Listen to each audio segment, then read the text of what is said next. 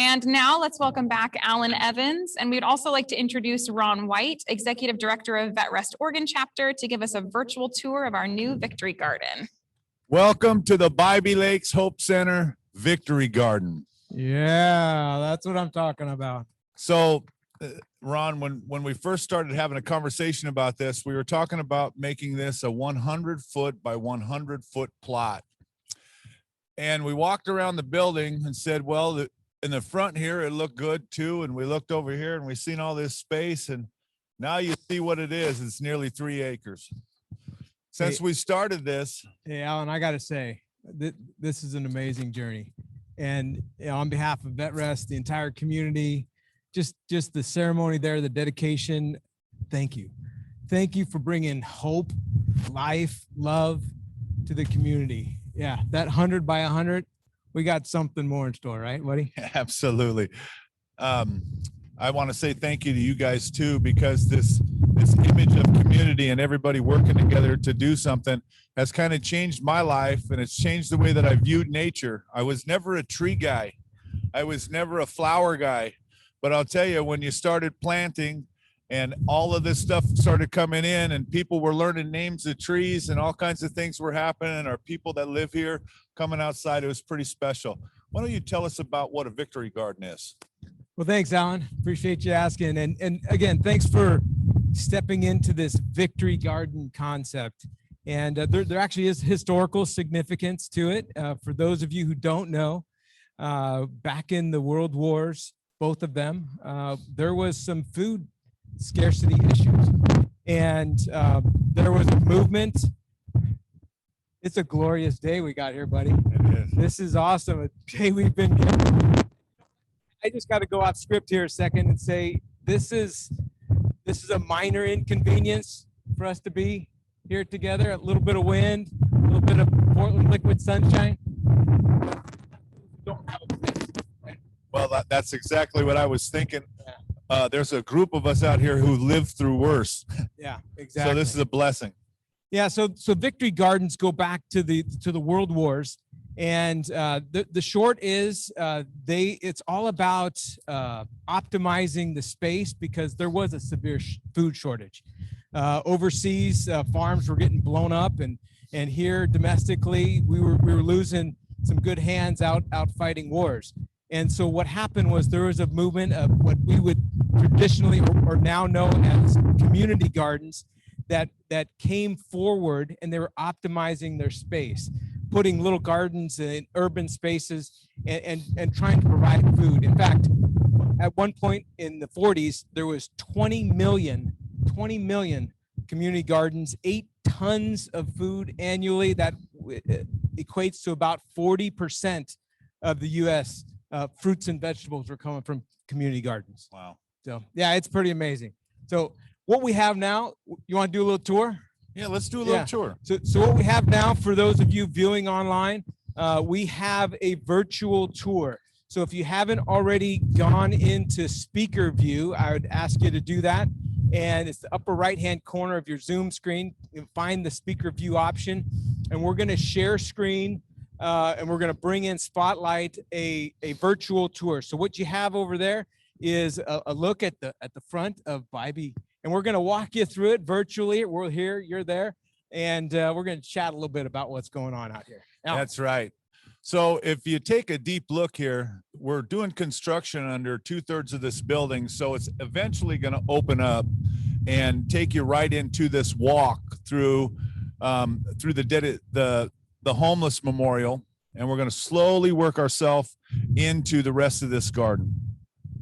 All right. Hey, this homeless memorial, Alan, just first off, amazing dedication. Thank you for that. It's coming on Memorial Day.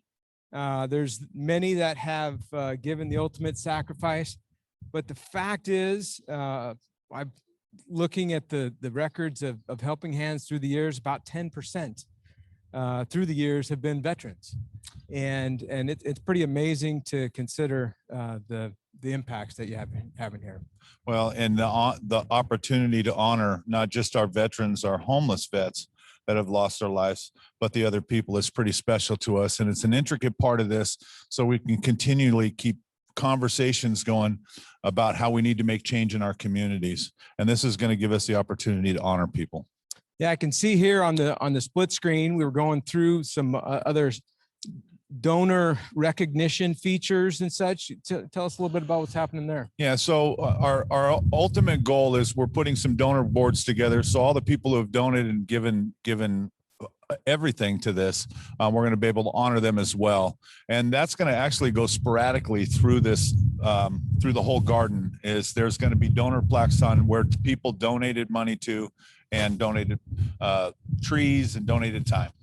Yeah, it's really a community led and supported endeavor. And in fact, just observing behind the scenes here, this event right here that everyone is being able to witness is an incredible community experience. I mean, I'm telling you, we got people holding down screens and, holding up flags and the whole 9 yards. Everybody's coming together and making it happen. And that's what this sponsorship opportunity is all about.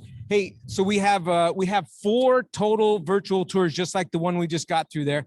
Those temporary screens, those temporary fences that you see right there, there is some construction. I know Helping Hands is still looking for some extra dollars to finish this thing. So how about we do the second tour, which takes us into the meadow? Let's do that. And as you look into the meadow, what we want to do is we want to thank Friends of Trees and all the volunteers that made this possible, because there were 55 trees, native trees planted back here. And this community came together full of volunteers and people who cared. And I'll tell you, to see the smiles on the faces and the kids running around, and even I planted a tree. It's a fig tree and it's back there. And there's figs growing on that tree. There's figs growing. I thought it was Dad's tree. That was awesome. Hey, also there's going to be a fitness trail. Again, these are elements that were pulled together as part to make this overall experience a fitness trail that could be sponsored, and other elements. And I understand that you've been working on your dips and push-ups.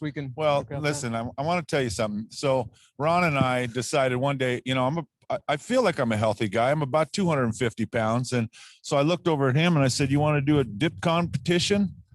And so I got up there and I wasn't even extending I wasn't trying, is what was happening. He smoked me. And so, no, I don't want to have a competition with you. Well, you got a little bit more to pull, bud, but we can work on it. Hey, it reminds me of the time when I was in the Army, and when I was in basic training in '85, Fort Benning, Georgia.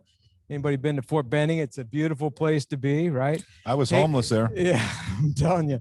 And in that experience, what we did is we had to do 10 pull-ups before every meal.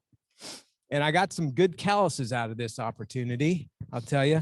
But it brings forward here, hey, we got to be connected, mind, body, spirit. There's a holistic need for total fitness to get through this thing we call life, this journey. Absolutely. And the opportunity for us to have this integrated into this beautiful garden is kind of cool, to have walking trails and fitness opportunities and places to meet. All of this coming together as this transforms, it's going to be just absolutely beautiful. Speaking of transforming, you ready to go into the orchard? I'm ready to go into the orchard. This is one of my favorite stories. So my dad and my mom, who are sitting here today, when we first started talking about bringing trees to this place, my dad actually on his birthday was making phone calls to see about getting donations for trees. And he makes this phone call to an orchard in Wenatchee, Washington, called Van Well Nurseries. And he says, hey, we're doing this project at the Bybee Lakes Hope Center. He says, I'm from Seaside. And the guy says, hey, I got a friend who's a Rotarian from Seaside. His name is Alan Evans. And he said, well, this is Alan's project. You get all the trees for free. And he donated every single one of them. And Mom and Dad came out here during the planning party. And that's kind of what happens in situations like this, when community and people and lives are touched and everything comes together. And we're really excited about the fruit to be produced out here. Yeah, I'll tell you, it was amazing to witness. And you talk about community in action. You talk about purpose.